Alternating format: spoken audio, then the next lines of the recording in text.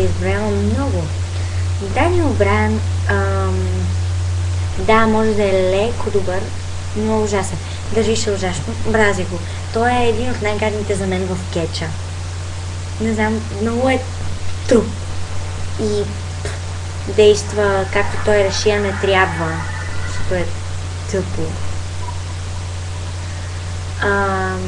Не му пука за чувствата на другите. Егоист е.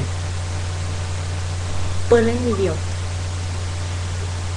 Няма хубаво тяло. А това е важно. Не знае как да използва силата си. Много е силен, но просто понякога не я прилага като хората. Мисли се за голямата работа, а всъщност не е. И yes ще се превърне в no. Или както крещиме с мишето, докато гледаме Даниел Брайан. Фък. Така че не го харесвам. Може да се каже, че го мразя.